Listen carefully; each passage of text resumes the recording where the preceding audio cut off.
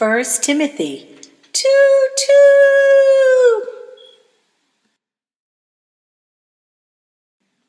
I exhort therefore that first of all supplications, prayers, intercessions, and giving of thanks be made for all men, for kings and for all that are in authority, that we may lead a quiet and peaceable life in all godliness and honesty.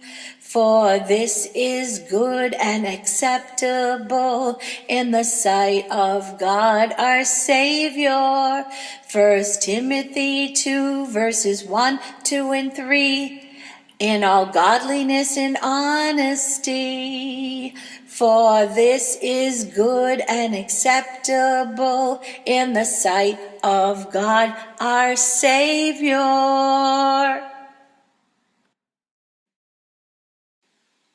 First Timothy 2:2.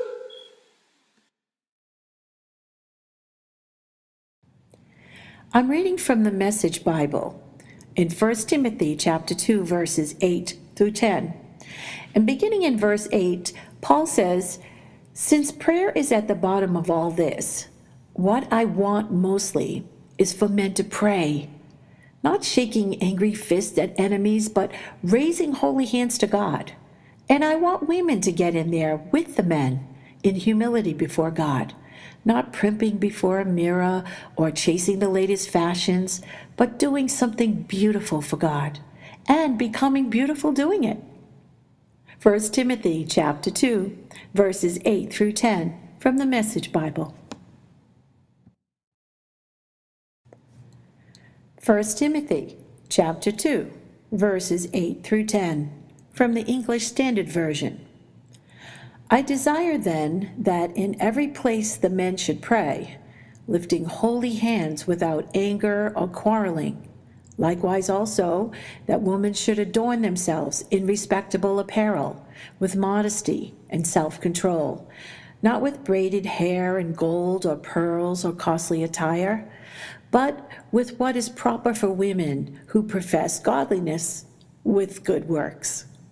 First Timothy chapter 2, verses 8 through 10 from the English Standard Version.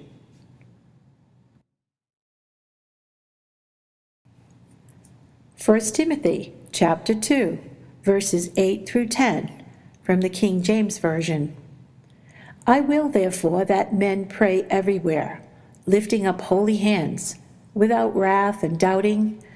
In like manner also, that women adorn themselves in modest apparel with shamefacedness and sobriety, not with broidered hair or gold or pearls or costly array, but which becometh women professing godliness with good works. First Timothy chapter 2, verses 8 through 10 in the King James Version.